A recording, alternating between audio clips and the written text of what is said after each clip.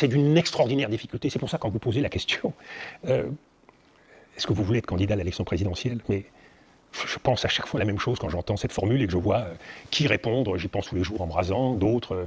Mais bien sûr, j'ai pris ma décision. Bon, très bien. Mais il faut être fou.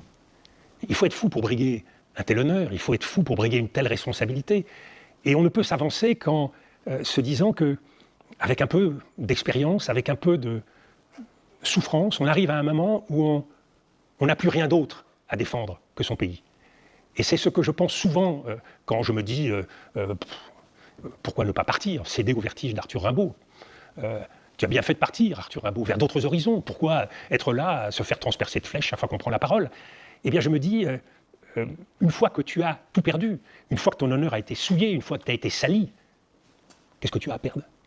Alors oui, tu peux défendre ton pays. Alors tu n'as plus que ton pays à défendre. Tu n'es plus encombré, embarrassé par ton ego, par ce que d'aucuns considèrent comme leur amour-propre, par leur image.